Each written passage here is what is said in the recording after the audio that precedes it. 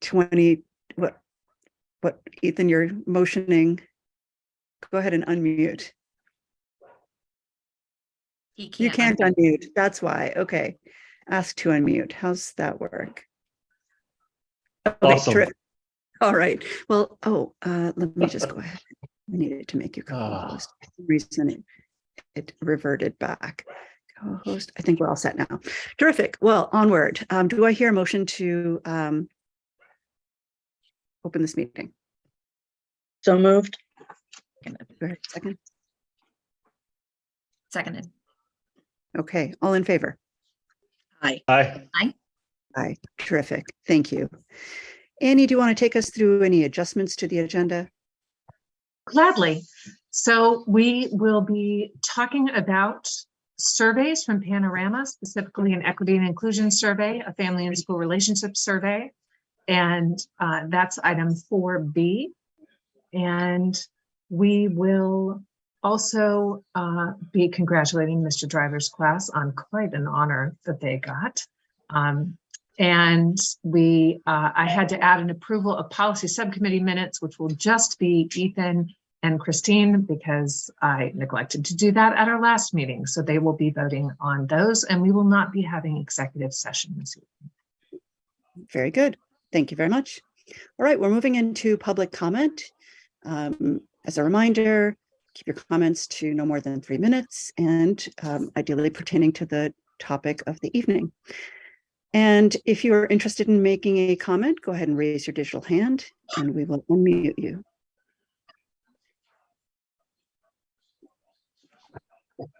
All right, seeing none, let's move forward with presentation and discussion items. Item A, the fiscal year 24 budget update and town meeting warrant. Annie. Perfect. I am going to share my screen. We do not have anything for the town meeting warrant in terms of capital items. What we will have is the school department budget. Our capital items were approved at special town meeting in the fall. So we don't have any additional items that we're asking for in spring town meeting again, besides the budget. Nothing has changed in terms of the request that I presented to you at our meeting in December. We're still looking at a 1.66 increase from fiscal year 22 to total expenditures and requesting a 2% increase from the town to local contribution. What I've added to this document is some information about revenue and expense trends. I have page 9 up right now, just to give you a sense of, so the way in which we get revenue is through local contribution from the town, through school choice revenue, and our expenses include choice out, charter out, and career and tech education out placements like Smith Vocational.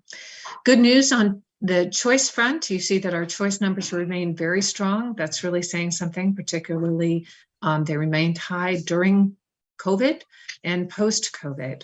This is particularly important because you'll see there are some data also in this document that demonstrate that what's called resident member enrollment. So people who live in Hadley, for whom the town is fiscally responsible, our resident member enrollment is declining. Overall, the number of school-age children, resident children, are declining. And so we do anticipate the New England School Development Council in their projections anticipates that we'll see an increase in resident enrollment in around 2028, 2029. They anticipate it will rebound, but it's particularly important that our school choice numbers stay strong. And I'm pleased to report that they are staying quite strong. That also allows us to, for example, this year in our operating budget, we have over $800,000 that we look to apply to the budget. It has made it possible for us to return funds to the town. We talked about that last time. So this is good news. Virtual school tuitions, that's a part of school choice. There are 2 virtual schools. The number of students we have enrolled in virtual schools has decreased, excuse me.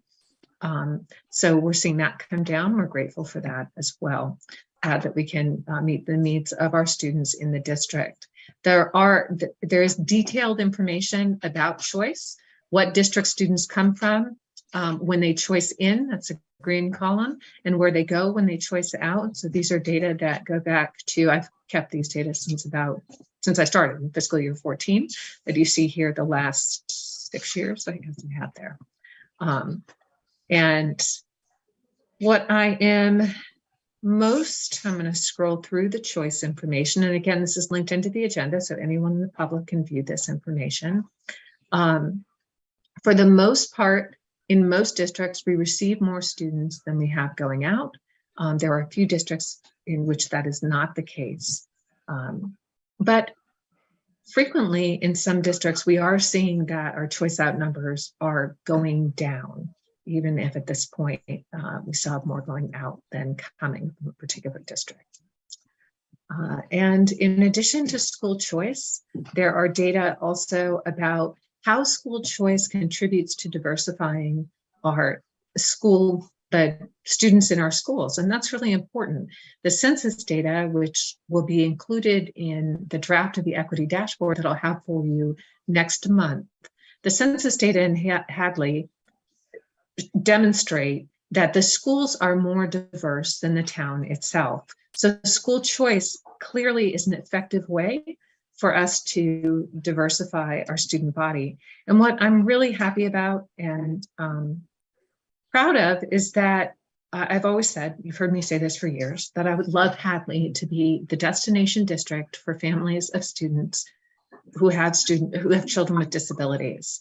So you see in our choice out students with IEPs that it's 2 to 1. For every one student who has an IEP who's choiced out of the district, 2 have come in from other districts. And that just makes my heart sing, for lack of a better way of describing it. Our charter school enrollment has remained pretty constant. Unfortunately, tuitions in charter schools have increased. So while we anticipate a reduction of 2 full-time equivalents, essentially 2 headcounts for charter next year, the tuition itself will increase overall.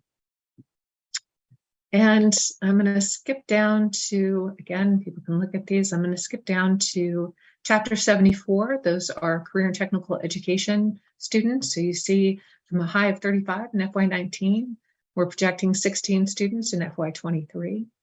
I am hoping, and we're not finished with this work yet. Humira, you and I have spoken about my desire to kind of marry early college, high school, and technical education. I did have a conversation with 2 people from the state about that. Are there ways to have early college pathways that are really focused on technical education so that students could learn trades and also, like students in the early college pathway, get early college credits? So I am in conversation with the state about what that might look like. And I'll be wrapping this up for you folks. This is what I'm most thrilled about. So as I said, there is one path in, choice, if you don't live here. And there are 3 paths out: career tech ed or vocational schools, charter schools, and choice. So it is really hard for the total in to exceed out. First time this fiscal year, we got mighty close last year. It's first time this year. I'm thrilled about that. That's a big deal. And I hope that we can keep it up. I do believe that some of the programs that we've invested in, STEAM at the elementary school, introducing Spanish as an option at the elementary school, even in these small, as Humira, you would say, these pilots and these experiments to see what people enjoy, what parents and students like. Our innovation pathways, our early college, high school, I was blessed to have 10 students help us with our interviews of the Safe Schools and DEI specialists. And when one of the candidates asked the students, what's one thing you really like about Hopkins? 3 students with very different academic and behavioral profiles said early college, high school. So having that option. So I do believe that some of these pathways programs are helping us, and I'm very grateful for that, and we'll keep doing it. The town is extremely generous. I always point that out. So the town gives more than the minimum required by the state. Joyce, I know you'll be with us during announcements. We don't take that lightly. I want you to know, and I want the town to know, We are honored by that generosity and work very hard to be good stewards with those investments. And I hope that that Choice In exceeding Choice Out overall is a demonstration of that. And to put it in perspective, though, still Hadley spends as a percentage of total operating, and the most recent data you can get on this from the Department of Local Services or Department of Revenue from DOR or DLS is fiscal year 21, because all the expenses and revenues have to be closed out in a town. And so you can see that the percentage of the school department budget as a percentage of total operating expenses in the town is about 39% of the budget. And you can see where that puts Hadley compared to some of its neighbors. So that the town is supportive of the schools and is extremely generous to the schools, and we're very grateful. And at the same time is able to fund many other departments and in a way that the schools are not taking up all the resources in the room. You can see that comparison. And finally, and yet our per pupil expenditure, per pupil investment is one of the highest in the region. So you can see that Hadley is investing in its students. So that was the information that was added to the document. This document is linked in the agenda and anyone can have access to that. I'm happy to take any questions, or it was just an FYI. There's no vote necessary. You'll keep getting updates. And in March, we'll have our official public hearing. The notice will go in the paper. I'll do that in March in case something happens. And so we still have April to get it done before the school committee must approve a budget before it can go to town meeting floor. So this is, Christine, the most important thing is that I don't forget to put it in the paper and that we get it voted on. That's the most important thing that happens all year before the first Thursday in May. Well, thanks, Annie. Let me be the first to thank you for pulling together such comprehensive data on our finances and our enrollment, and to congratulate you and the rest of the team on some of the numbers we're seeing around Choice In, finally surpassing all pathways of choicing out. That is really good news. That's something that I arrived to a very different picture some 10 or 12 years ago. And it's really nice to see that having turned around. I want to also thank you for looking into the possibility of leveraging early college for technical education. I know a lot of parents who really want their kids to come out with some kind of vocational certification and just feel strong loyalty to Hopkins and Hadley schools. And we ought to be able to find a way to get that done. So I'm really, really glad that you're looking into that. Those trades are increasing. They're just going to continue to increase in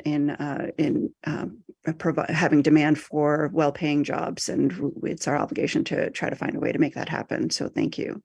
I want to note about the population decline that we are seeing in Hadley. It should always be dovetailed with the fact that this is a broader trend that all other towns are experiencing, all other states. In fact, as a nation, we're wrestling with this population decline.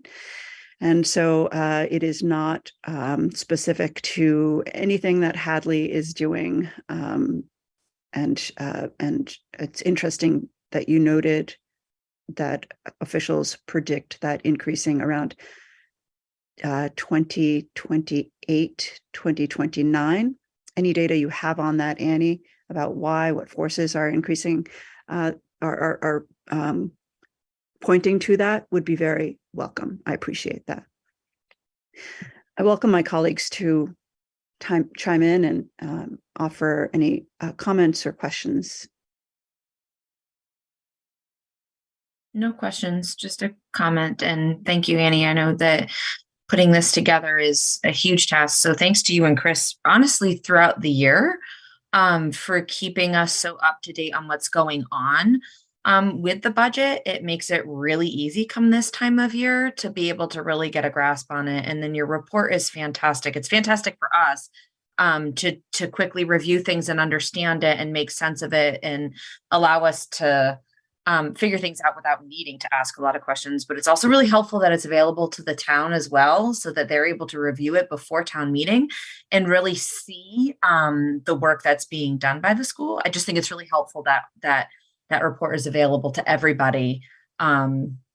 Hopefully it makes it clearer to going in where we stand in Hadley again compared to other districts, and just, kind of where the town's money is going, where the townspeople's money is going. Thanks, Tara. Humera, you asked the question I asked, which was data around the trending upward student enrollment in the late 2020s, I guess. I'd love to know more about that. Yeah, I Um, wonder. NSDEC data. That's who publishes it. I will bring that when we get our update in February. So Yeah. I'm wondering. Oh, go ahead. Go ahead. No, I was just going to say, I'm wondering if stimulus checks had something to do with and the child benefit at that time. It had something to do with providing some financial stability that made people make who knows? Love to dig into that. Ethan, please continue. And I was just going to say, I mean, I agree with what everyone said, and this is awesome. I'd just also love to say that as a dad with 2 young kids in the system, it's nice to see the diversity in the schools that we're seeing right now, and hopefully that can continue. Thank you. Christine, any comments? Yeah, I'm very interested in the vocational aspect. I think Yeah, that totally. having, one of my children go to vocational college and come out, he went to SUNY Cobleskill out in New York and came out with a fantastic job and a fantastic education. And so I think that if we can somehow make those connections, that would be fantastic. I would love that. I think it'll be a huge benefit to our kids. Yeah, and I just want to note that it's not like the olden days where you'd only go to the college track or the vocational track. Now these vocational tracks are built upon with college degrees and really are strong fundamentals in making, a kind of making that we used to have in our generation with shop, woodworking, and printing with printing presses, but that does not exist to the extent that we should these days. Right. So it would be great to bring that back. Right. It's a technical college, but it's a 4-year business degree. So it's just that it's geared towards the vocational industry and a more hands-on approach to a traditional liberal arts college, and Right. it's great. And my comments aren't directed just on what your son is doing. Look at Tesla vehicles, for instance. Oh, right. Any of that. Your electronics and engineering that is required. It goes well beyond what vocational trades would have of yesteryear would have required. And so, yes. So you're hearing an enthusiastic support for this line of query, Annie, and I would say, let's find a way to pilot something, regardless of whether we have state support or not. I'm curious about what that could look like. The only way we'll be able to, in some instances, show the state that there's a case for this is by being out front, as we are on many things. And so I'd love to think about what that would look like. Wonderful, thank you. Okay, moving on to the next item of the agenda, district plans for administering equity and inclusion survey and family and school relationships survey and sharing information. Annie. Yes. So I wanted to let the school committee know that I plan to engage the services of Panorama. And Panorama is a company that, Panorama is a company that helps a number of districts in this area, works with Chicopee works with Linux. I can pull up a list of them. Panorama offers districts services to help them administer surveys, design surveys. You can see what I included in the agenda are examples of 2 surveys that I'd be interested in doing this year. One is on equity and inclusion. That survey is for staff and for students, and another on family and school relationships. I know that this has been a priority for the school committee. I know the school committee also, when I arrived, was constructing its own survey and doing that administration and data collection. I did encourage school committee members, and certainly the public can see this, although I will not be showing it tonight during the meeting, but the hyperlink that says information is a brief 4-minute video that really shows the infographics that Panorama provides when giving support for surveys. This is information. I do have some information that will be included in the equity dashboard, but it's dated. It's from 2021. It's good information. It's important information. Every voice is important. It also is limited insofar as low response rates or small groups, and doesn't have a lot of elementary voice. Panorama surveys, they're empirically valid for grades 6 through 12, and but you can be used from grades 3 through 12. So it's not that you can't garner information in grades 3 and 5. I mean, certainly anybody who works in higher ed just understands that the conclusions that one might draw, they're saying, kind of 6 through 12 is where we've tested the validity, the empirical validity of the instrument. It doesn't mean you won't get information in the lower grades. So that's what I'm looking to do so that I can inform the school committee. Again, I know this has been a priority, is really getting a sense of how are families feeling about their relationships with the schools and the experience that their children are having, and how are students and staff feeling in terms of equity and inclusion. So I just wanted to make folks aware of that. And if there were, in looking at any of the questions or the topic areas, the equity and inclusion survey, all of those topic areas, we could administer that as the entire survey. Family and school relationship survey, it's recommended that no more than 4 to 6 topic areas. You can see that that includes more than 4 to 6 topic areas. But what I would be doing is identifying those topics that align with things that the school committee has identified as important over the year, and that align with our rubric, our evaluation rubric. So it was just an update for folks. Thanks for the update, Annie. Christine. So one of my concerns, or I should have said more like pet peeves, is, whenever we've put out results, we always do it in percentage. Well, when you have such a small district, those percentages are kind of skewed. I mean, just from experience, it would, say that 10% of the kids didn't pass the 8th grade MCAS. Well, you only have 40 students. So that's 4 kids. So it kind of, when you say, so when we get the results, is that going to be something that is taken into account? Because each class is different for diversity, the percentages is different. That's an excellent question, Christine. And one of the reasons that here's the bottom line. I need help. Now, you're new to the school committee. The other members can tell you, just leave it to Mackenzie to do a survey and buckle up for the ride. Like it's really hard to one, construct, to administer. And then even this is a science, right? So to make a determination about, for example, DESE has cutoffs of how large of an N before you actually put that percentage in a survey or report on it. What you will be able to see, what I like about the graphics, is that you can see changes over time. All of your surveys are there. You can see what's changed in responses from year to year. You could even then track cohort. The surveys can be either anonymous or confidential. I'd be inclined to do a confidential survey. So what does that mean? That means an individual student gets an individual link, and that way they're not completing their own data. There's less room for error in terms of If we want to understand if students with a particular profile are having a positive experience or a negative experience. But it's confidential. We're not reporting out. I don't see who they are, but the roster ties to their data. But also, I believe that you see, similar to when I look at infographics from the Department of Ed, that you would see not only the percentage, but you would see the number for each response as well.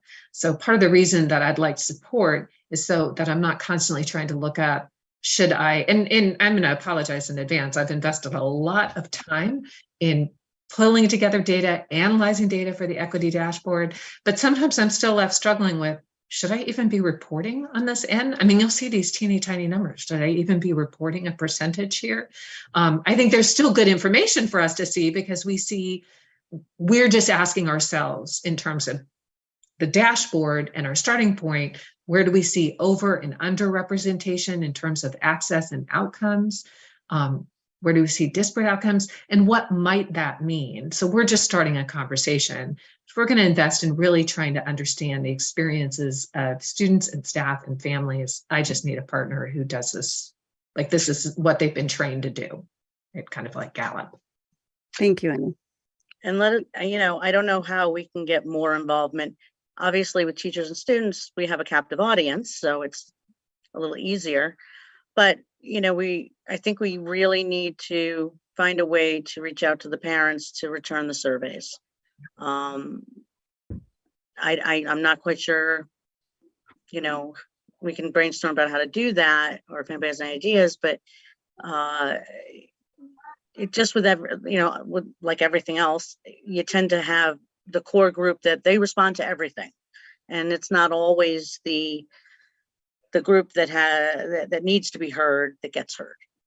So yeah. It's a really good point. And we've experimented, Annie, your team has experimented with flyers, with different languages, sending it out in different languages, in so email and print. And we should, when we're ready, we should engage just another quick brainstorm. I'm a big fan these days of QR codes, sending a printed QR code, maybe that's custom for that individual, so they can just grab it on their smartphone, because they may not have a laptop, but they can get it on their smartphone. And so maybe there are some clever things we can do, perhaps even an incentive. I don't, if we keep it under 50, maybe a gift card or two.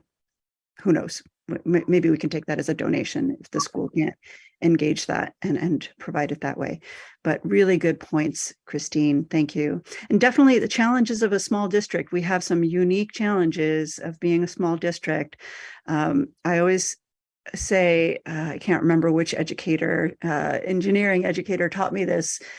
You can't change what you can't measure. And so, you got to know where you are in order to, be able to improve. And I thank you, Annie, for leading us down this path.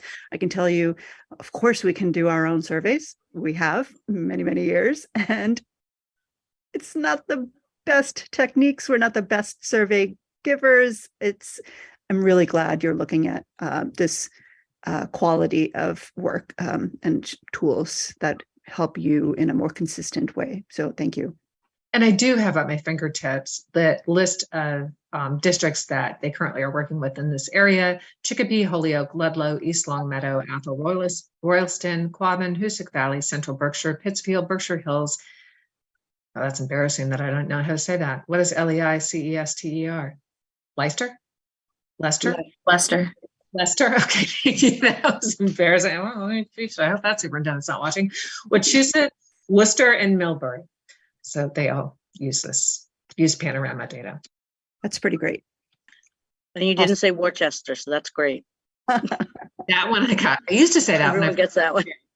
Yeah. I have a comment. Annie, when I looked through all this, my first reaction was, oh my God, this is fantastic. She's going to get all this data at her fingertips and she doesn't have to spend the time doing it. So that was my first reaction. Like, this is a fantastic tool that frees you up. Not that it's a mundane task, and we know how much you love data, but now it's at your fingertips and you can look at it and compare it and analyze it instead of having to be the one crunching the numbers. So I think it's fantastic. I like the different views that you can have available so you can really hone in on things. I think it really, I appreciate you looking into something like this and recognizing that I think that our surveys have been really great compared to when you think about other districts and, you know, our ability to get them out and get responses. Even if it's a small district, we still are able to get good responses from people. But it's just so time consuming. So I think this is fantastic. I love the topics. In particular, one, it gets to the school committee core values and the district's core values. And it also gets to that piece. And, you know, Christine, you kind of asked, you know, about how do we get people to fill these out, right? How do we get, and that's one of the things that comes up in Annie's annual review every year, right? That's that one area that we're like, you can always improve on communication. We can always do better. And that's like the area like that is so hard to say exemplary in, right? Because there's just so much you can always do. So I think this is a good start, honestly. I like the idea of being able to do it every single year and tracking responses every single year, because that really does give us something concrete to look at and say, here is our data. This is not subjective information. So brainstorming on how we can get the engagement is fantastic. Humira, you just said like gift card or something. Maybe it's something simple like if we can get donations for a gift, we throw people's name in a raffle who participated in the survey. And every time we do a survey, we pull a name from the raffle. I don't know how you could do that with anonymity or how I don't know, but just it's a thought. And then the only other thought, I agree with, you know, the equity and inclusion surveys. Two things on that. Sorry, I had a lot. You guys brought up a lot of good points.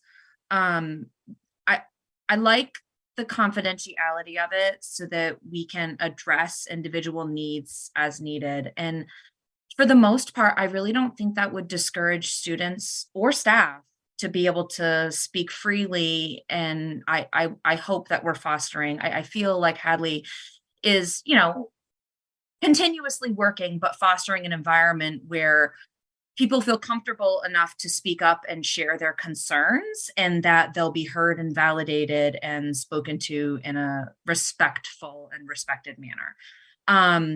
So I really like that. I hear you on the grades 6 through 12. I like the idea of starting it a little bit younger and getting kids exposed to this. And I feel like even though they're 3rd grade, 4th grade, 5th grade, you know, they are young. But I feel like our 3rd, 4th, and 5th graders have grown up in the past 3 years and have been exposed to a lot of different things. And I know my 4th grader, they listen, they watch, they observe.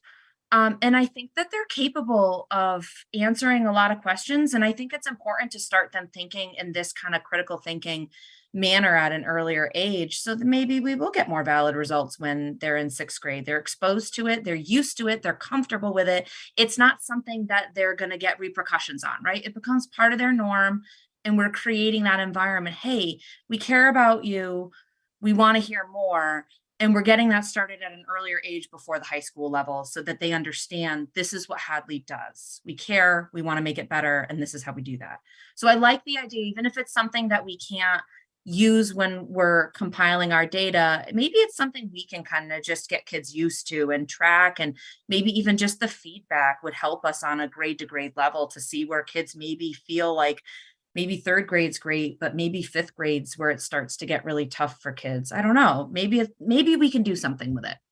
And then the last thing is when it comes to parent surveys, you know, I think as easy as it can be is beneficial, right? As quick and easy as possible, as straightforward and non-complicated the questions are, the better results you get.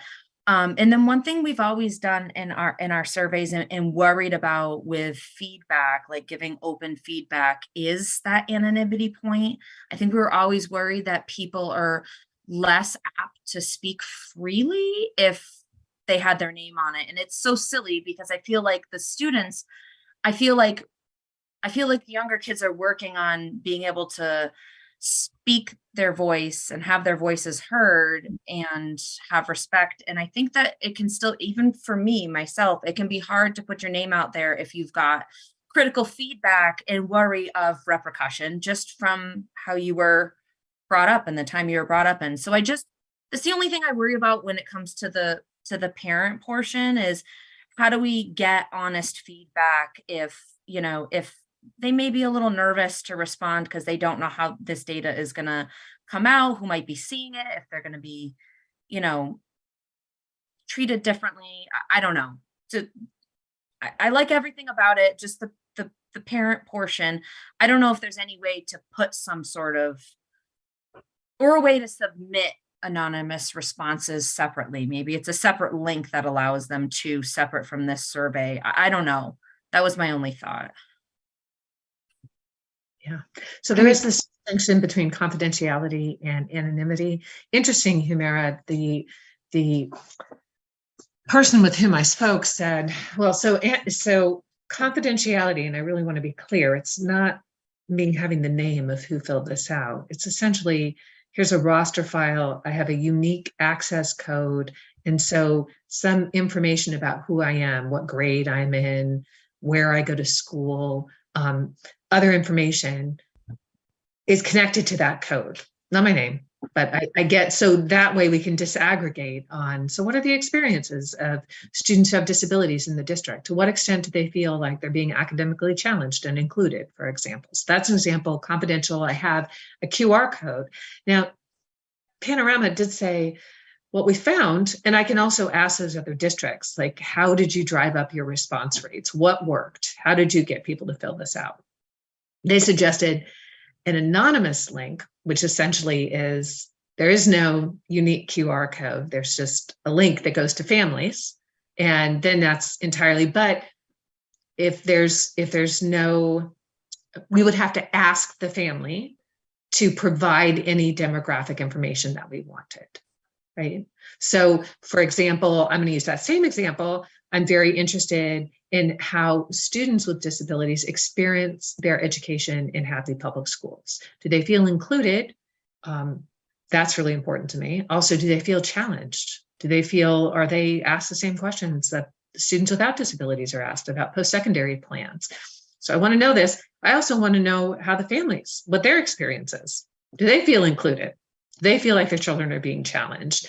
So I would imagine the anonymous, if it's anonymous, you just have to make sure that you ask in the survey for the demographic information that you want, right? So if you want to know if families of students with disabilities are having a very different experience, I'm just using that as an example, could be any cohort that you're looking at. You just have to ask the parents they'd have to provide that information in the survey. As opposed to, if it's confidential, I've got my own link, and that's attached to kind of like it's already attached to data. Annie, I trust that you will talk with your colleagues at other schools to figure out what the best way is that they've found over the years to implement this. I think we can learn a lot from people who behind the scenes, they can tell us, yeah, that's what we thought, but then we did this and that's what we learned. That's worth gold. Christine, I was just curious. Yeah, I was just curious. So when we said 7 through 12, 6 through 12, was that just for the student feedback or parents as well? Or for parents, are we doing K through? Yeah, you know what? I would imagine that with parents, that it's everybody. I will verify that. But with parents, and it was 6 through 12, then the studies they've done on validity, they feel very good about. So you can go looking at the empirical data and as an instrument, this is a valid instrument. And again, it's not that you're not going to get great information. I completely talked Tara right out of the room, just like, okay, I've had enough. So I'm kidding, Tara. I know something probably just went off with your Wi-Fi. But 3 through 5, we're going to get good information from those children. It's just one can't say that the instrument they can't say validity to the same degree. And so I would imagine, but I will verify, because we want to hear from everybody in terms of parent feedback. I think younger, it has to do with being able to read. It has to do, so I would ask any parent. You just wouldn't be able to ask the young children. Right. I guess then I think the only thing I would say is that if you're doing 6 through 12, you're going to get a much different experience from the 6th grader because they're at a different school than you might from the 7th grader who's low man on a totem pole on a 7 through 12. Do you see what I'm saying? Like the elementary school, in terms of the feedback and when it talks about the teachers, and you can't, it's a different building, so the experience might be different for the kids. Will that be able to separate that? Be able to separate that. If Okay. I watched that video a couple of times because I was just, wow, that's great. You can look at this from all kinds of angles. So you can separate by school, by different cohorts, so you can see what kinds of experiences students are having in different places. Yeah. Great. Well, I'm really, really excited about this, and I can't wait to see our first, the results of our first survey through this. Annie, thank you for finding this for us. Okay, we're moving on to the energy audit update. And Chris, are you with us? I am here, yes. Terrific. Tell us about the update. And I think, Annie, you have a grant update. So I'm thinking that you're both going to tag team this one. Sure. So the project that we were looking at, the deep energy retrofit, it's kind of a 4-phase project. The first phase, that's the easiest one because that's just actually showing interest in doing it and reaching out to them. So yeah, check that one off. That was easy. The next step was we had to get a facility assessment done. That was done this morning. There was a person in Hopkins for a little under an hour. He checked the boilers, he checked the univents, windows, lighting, just throughout the building. I spoke with him after he finished, and he said that there were a lot of opportunities in the building to make improvements. So that was definitely good to hear. I was also told when I reached out to Eversource this afternoon that we were the first organization to actually begin this process. So, as he said, that's good that you are getting a jump on everyone else for this. So that was nice to hear. Relative so the to next step. Sorry, Chris, what? relative to municipalities in other municipal districts in Hadley, or relative to all schools across Massachusetts? He didn't say. He just said we were the first organization. So I have to imagine. They say that to all the girls. What's that? They say that to all the girls. Ah, I see. Okay. So the assessment results will be submitted to Eversource, and basically they will take about 3 weeks to go through it, come up with some plans, basically, of what we can do, what will help us the most, and that's called the scope and study. So they'll go through everything. They'll come back to us with the results in roughly 3 weeks. And then they will give that back to us, and we have to decide at that point, what do we want to do? Do we want to do the whole project? Do we want to do bits and pieces of it? We are actually working to try to incorporate some of what they're doing with some of the work in the capital plan that we were doing in Hopkins anyway. So, we're kind of holding back on some parts of the project, of the capital plan project, because we don't want to do something like ceiling tiles and then find out that they need to do something removing ceiling tiles. So we're really trying to get all of these aligned. And once we let Eversource know what we'd like to do, Then we have to get what they called a deeper assessment. And so they would send somebody in. That's at a cost to us. He said it's typically a 50-50 cost share with Eversource. I do believe when we spoke with them about a month ago, they talked on a slightly better split for us than that. But he said that's pretty much their standard anyway. And once we got that done, Eversource would then present to us kind of a roadmap of where are we going with this, and a timeline of how long it will take.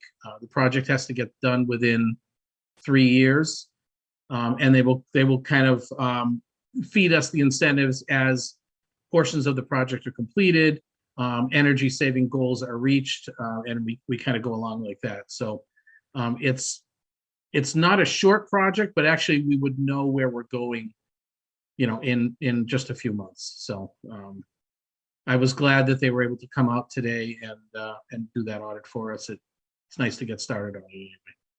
That's great news, Chris. Thank you so much for spearheading that, and so glad that you were able to have this report out in time for the school committee January meeting. So thank you. I can't wait to see the results of their study.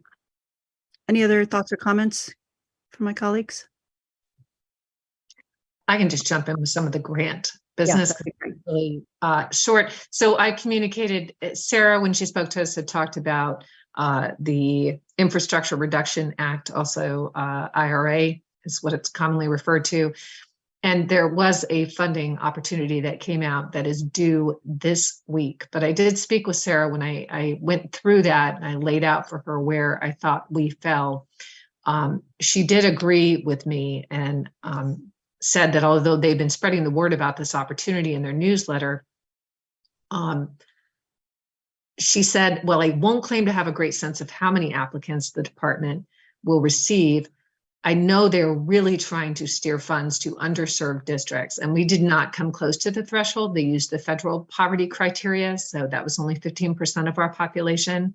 Given the financial characteristics of the district as you lay them out, I think it is a low probability, and as you surmise, your limited time will likely be better spent elsewhere. So it was a huge application. So I did not apply for that, and I did seek for guidance, and she agreed that the amount of work that would go into it, the likelihood given by Fed criteria, we are only meet a 15% threshold. They really are trying to get this money into communities with much higher poverty levels. I'm sure there'll be other, like Chris just spoke to, and I echo that. Thank you so much, Chris, for coordinating all of that and getting all that information to us. And, there's these 50-50 cost shares. Eversource has already done this pro bono, and I'll keep my eye out for additional grant opportunities. But the IRA grant, they were also looking to make awards that ranged from, so it was for the entire country, and they were going to fund 20 to 100 proposals. And just to give you some idea, in Massachusetts alone, there are 331 school districts. I don't know how many there are in the nation. They were going to fund 20 to 100 proposals with awards starting at $500,000. So we just probably were not a likely candidate, but I'll keep my eye out for other grants. Thank you. Appreciate that. Okay, any other questions for Annie or Chris? No questions, just thank you both for constantly taking the time to do this and taking our discussions and thoughts and concerns and bringing them to fruition. So it's appreciated. All right. Thank you for that update. We're going to move to item D, Workforce Development and Internship Coordinator. Annie. Yes, so I am asking, and forgive the formatting in the agenda. It doesn't look like that in Word. It does when you upload it to Google from Word. The formatting goes a little bit wonky. This would be entirely, it's this year only. We were given additional funds from the state for our Pathways programs. And as you know, we have funding to provide students with paid internships in STEM fields. We have several students now who are in various internships. And we have, we want to provide opportunities for internships for our Innovations Pathways students. So the state has offered additional money this year. And I would like to use some of that funding to pay someone to help us identify and coordinate internships. I really appreciate all the work that Senora is doing in kind of her half-time teaching role, half service learning, and working with students who are interested in these programs. But we need somebody who's out in networking with businesses and helping us set these up. And neither Senora nor I have the time or ability to do that during the day. This would end at the end of this fiscal year, so it would be advertised as such. So there's people know that this is paid for hours worked, and it would end June 30 unless there was a continuation of grant funding. And this is grant funding not through ESSER. I know we've set aside that money for HVAC, for improvements, for other supports in the school. This would come from our Pathways program funding that we have. Very good. I do not have any questions on this. Anyone else? Yeah, Christine. Yeah. So I'm actually thrilled with this. I think that when I first started, we had someone who, in fact, this was a position, and it was for years we had them, and then there's something happened with the grant and it went away. And this same person also is the one who would do the job fair and would it really was a great program in which our kids went out into the community and were able to find out if they're interested in something. I mean, nursing may be their thing until they actually go into a nursing home and realize they don't like blood, I mean, so it gives them that opportunity to see how different industries work. And I think that if this truly is a success, then I think it might be something we want to look into in terms of finding a way to fund it other ways, because I think that students get a lot of confidence and they gain experience. And when you're from a small school and then you're going on into either the world or college, or you tend to be a little shell shocked. This gets our kids out there meeting people. I think it's wonderful. So Well said, Christine. Thank you. Tara, I don't have a question about this. I think this position that sounds great. No questions. Just a quick question. Do we still do, I'm sorry if we've brought this up and I forget, have we done a career fair since prior to COVID, or is that something we can think about doing again if that felt successful? I know Brian Beck did one a few years back. I'm not sure if we've done one since he's left, because that's kind of the COVID time. Yeah, we have. I mean, it's been a little curious with COVID, but we have. And Sir Simmons runs those. And we have gotten a financial literacy grant every year since they've been available. So that's Fund Code 104. And so for 2 years in a row, Sir put on, with some other faculty, a career fair, a personal literacy fair one year. So we have done that. It's been kind of a mix of career. I did a straight career fair, and this included some financial literacy and other components. This year, we're using that funding we did receive that grant again. Sir Simmons will be writing an advanced personal finance course, that course that the school committee agreed to, approve the course and then make it a graduation requirement, which I do believe you guys, I do believe you were first in Massachusetts to do that. Students really like that course. And so they want another one. So it's going to write an advanced one for those who want to stay with us, but we do.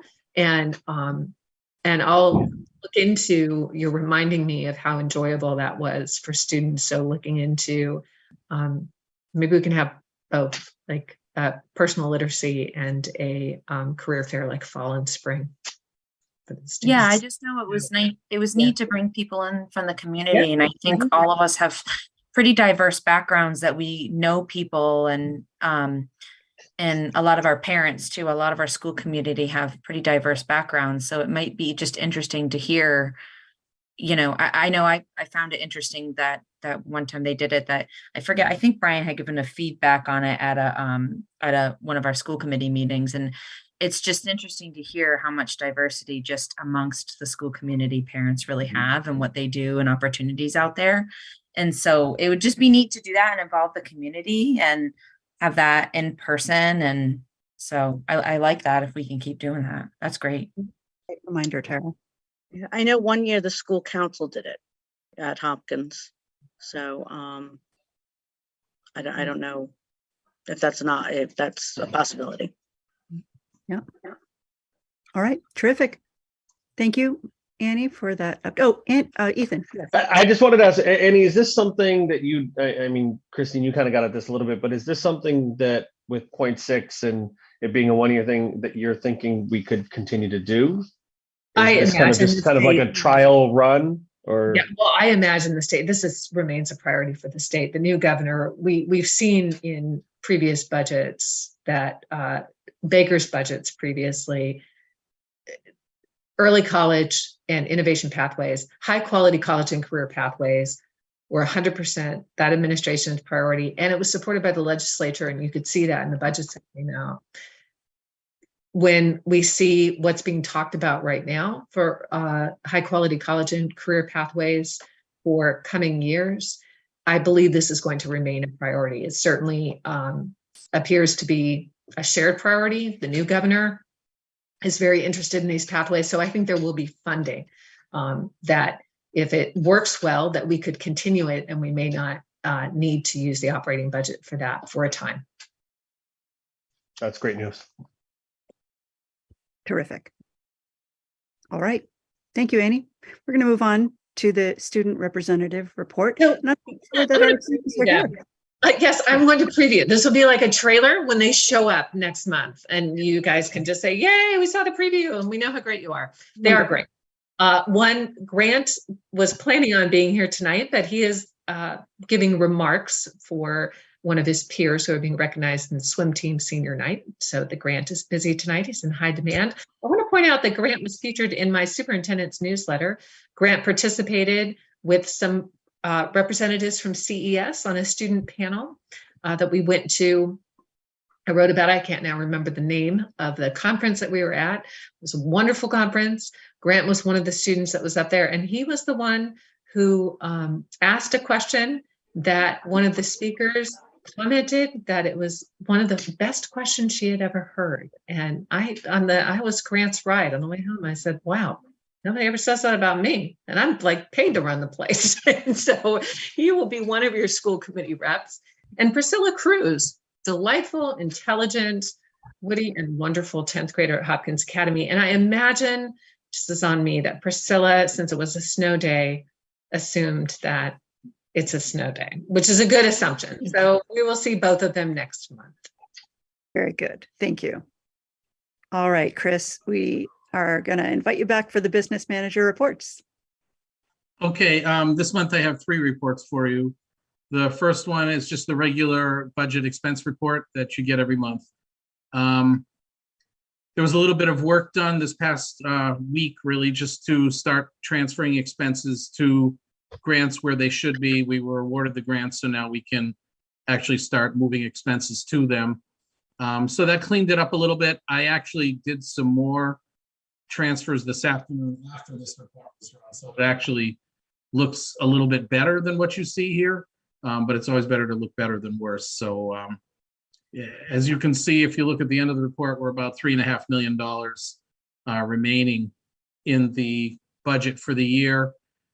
That's, as you can see, look at it, the budget is about $7.5 million. So we're a little more than halfway through the budget. And that pretty much puts us right in line. There are some opportunities still to transfer more expenses to grants and also to school choice, circuit breaker. Those will be done as need arises and as we move through the school year. There are some accounts that are over budget, some that are under budget, as is typical with every school year. Sometimes it's really just a question of, I'm thinking of something like sped tuition, where we budgeted students to be in a collaborative program, and then they moved to just a more traditional non-public school setting. And so therefore, one is over, one is under, and they, pretty much even themselves out at the end. I don't know if anybody has any questions on this. No questions from me. No, I don't think so. Okay. The next report I have is the revolving account report. The only item that I don't have is the student activity account balance. Dee was not in, so I was unable to get that from her. I'll make sure we have them for the next report, all 3 months at that point in time. But the rest of the accounts, with the exception of lunch, really kind of hover around the same balances. The lunch account, we're missing the December deposits, so that should bring us, much closer to where we were at the end of November. School choice increased again. It's been increasing. I did a partial transfer of expenses today to school choice, so that will be reflected in the January balance. But again, nice healthy balances in all of our revolving accounts. It's certainly nice to see. I can answer any questions anyone might have for those as well. No questions for me. Nope. Okay, and the last report I have for you is the grants report. So, there are some grants that we have made expense transfers to, others we have not yet. Some were just awarded, so we haven't even had an opportunity to, but as you can see, we've started spending our grant balances down. Still haven't touched the ESSER 3, which is really nice because, we're kind of holding back on that one. There are some heat system related expenses that we budgeted for out of there, and some salary items as well that we've yet to have to charge to it. So we have another couple of years really before that grant runs out, and it'll be nice to have that carry through some of the expenses we'll be seeing down the road. Can I speak to Again, that also, Chris, just to reinforce what you said? Please remember for the public too, that when you look at our capital plan, you can sort by funding source and by fiscal year when the work is planned. And so you'll see there are several places where it says grant funding. So we do know that we will be spending, particularly with HVAC and some of these energy upgrades we hope to do. So that's one of the priorities of ESSER. That's where we're hoping to spend that money. Right, and we Yep. only have 2 years left for that. Is that true? In order to be able to Correct. spend that? Yes. Yeah. The nice thing about these energy improvements we're making is that they achieve two things. Number one, they bring it into a little more modern system than what is currently in the building. We certainly expect energy savings, so we'll get some payback monetarily from that. But the other side is that it's just going to be a more comfortable building for the students and staff to be in. So it's really a slam dunk with that because we save money and everybody's happier because they're more comfortable in the building. So that's why we focused a good portion of that ESSER 3 grant to the HVAC area, just because, it works well for all. I don't know if anybody has any other questions about the grants at all. Any questions for Chris? Okay, You guys gave me an easy night. Thanks. easy night. All right, thank you, Chris. Thank you. We are going to move next to school committee reports and discussion. No finance meeting yet, so nothing to report there. CES, Tara. So we have our January meeting this coming Wednesday. So I will send out information by the end of the week, the director's report and anything really notable. And then if there's any questions, you can ask me next month or shoot me an email. Awesome. Thank you, Tara. And policy, Ethan.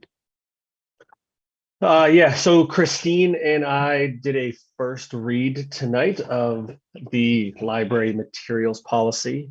And I believe we'll do second reading, or will we bring it, Annie, to the team next month? Is that the plan? Yes, we're there. Yep. Terrific. Perfect.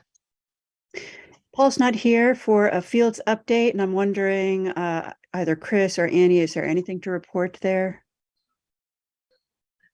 There is. I did speak with Carlos at Berkshire Design a couple of weeks ago. He said that the next step is just to get Conservation Commission approval That's why actually I was a little bit curious as to seeing them at the beginning of the meeting. I'm like, oh, I guess they're coming to tell us something, and I just didn't know it. But sadly, no. But we did receive, I got this afternoon something from the state. Yeah, it's a DEP file number. It says, please find attached the file number for the proposed work. If you have any questions, please contact me. So I guess my question would be to him, I'm not really sure why I'm getting this, without any, I don't know what it's for. But I have to assume that that meant that something was approved. And I noticed that Carlos was not included on it. So I'm going to forward that to Carlos and just ask him to please explain it to me. The Conservation Commission got it as well, though. So I'm sure they know what it's for. And, I'll let you guys know as soon as I find out. Great. I guess Thanks. it's a good thing because it's progress. So that's the nice thing. We'll take it as a sign. Yes. Okay, terrific. And capital, Christine. Nothing so far. All right, terrific. Thank you. We're moving on to announcements, and we'd love to welcome Joyce. Joyce, are you there? You can unmute. Yes, hi, how are you? Great, welcome. Thank you. Thank you for having me this evening. I always enjoy coming and seeing what's going on, and it certainly has been a very informative meeting. And your words of town partnership it's wonderful. I have to go back a little bit and say that when I first started this politic business, the schools and the town were on opposite pages, and the word on the street back in those days is that the school took all the money, which because it was the biggest budget. Well, I don't think it's the biggest budget anymore. I think we've come around, done a 360 on our partnership, and I think it's done very well with the town and how everybody appreciates and your leadership, school committee, how we can all work together and strive for. And I said it back almost 36 years ago that, we're here for our children because they are our future. They're the ones that are going to be taking care of me. I mean, I'm getting old now, but it's going to be even more. And, they're going to be taking care of you and everybody else in town. And hopefully they'll come back and pick up some pieces and carry on where you all and I am. And, so it's a good thing. So that being said, I just wanted to just chime in for a minute that the things that you mentioned tonight on the student population and where our students are and the school choice and whatever, people are always asking those questions. So, I'm going to mention that at my meeting is that they can go on your website and see those graphs and see where our kids are and how nice it is that actually the kids are staying in town and not outsourcing. Yet we do have that ability, which we've always said right along, is that kids need that opportunity to have a different avenue of education. And, going to vocational or whatever has certainly, the idea of bridging between academic and vocational, I think is great. And I think that's also changed over the years on how people perceive that also. So I appreciate that also. That was a good thing to bring up. On your fields, just have Chris contact Conservation Commission. Somebody should be there tomorrow. And we had an update. We did have a meeting. I wasn't involved with it because couldn't have a quorum. But there was a meeting on the Hawk light out on Route 9. And that was with Dan Carey and Elena, the administrative assistant for Senator Comerford. So they were there with Chief Mason and Chief Spankenable, Carolyn Brennan, Randy and Jane from town. Certainly they're not moving it, so we have to deal with it, but we're going to try and make it better. There were other suggestions on what we could do in lowering the flashing lights so that they're not up high and that people will be more aware of it. So it's still a work in progress. So that still, it's not gone away, and we're still trying to very much try to correct that situation. Wonderful. Thank you. That's it. Thank you all. Appreciate it. All right, Joyce. We're moving on to school committee member updates. Does anyone have any updates for the public? Okay, I'll mention that the little parent organization grassroots initiative called Hadley Learns, which is really an initiative to learn about all matter of issues related to diversity and equity and inclusion. That organization, loose group of people, has been going since June 2020 with monthly programming, and is taking a pause to do a survey and planning a whole bunch of other activities for the year. But if you've ever attended, please contact me so I can give you a survey. If you've never attended, but always wanted to, or perhaps want a slightly different programming, programming for other members of your family, whatever, we're very open-minded. So please email me. You can reach me at humera@humera.com. That's easy to remember. Feel free to just drop me a line, and I'm happy to share with you the link. And I think that's a wrap. I believe so. Oh, no. We're going to congratulate. This is class. This Joy, this got a little back to this. on the Yes. weekend. So yes, Humera, thank you for texting and letting, I had no idea. And I will just read very quickly from Mass DOT to Mr. Driver. Good morning, Mr. Driver. This email is to let you know that a snowplow name associated with this email has been chosen as a winner of the 2022-23 Name a Snowplow contest. So Mr. Driver's 5th grade class at Hadley Elementary School in Hadley will be assigned the snowplow in Highway District 2. And because they named it, now that doesn't mean children at Hadley Elementary School, you will not be driving it or working as plowers right now in 5th grade. But the name is Snow Day No Way, which I would say that my actions over the last 2 days have kind of belied that. But it's a great name, and they won. And that's so awesome. So DOT will be coming out to do photos, and they have one of 12 snowplows that are named in the Commonwealth. So well done, 5D. Wow. That is a wonderful achievement. Congratulations to the class and Mr. Driver. That's pretty amazing. Can't wait to see that. I just want to say that I'm just looking at all the names. They're all incredible. They're The hilarious. names, they are so good. They're really good. All right. Excellent. Moving on to this next item here, upcoming events, HPS calendar. Yes, so this Friday, it's the end of the quarter. So for both schools, there is early dismissal. I do want parents to know and the community to know that early dismissal or late start, a half day, or we have a delayed start, those count toward the 180 days.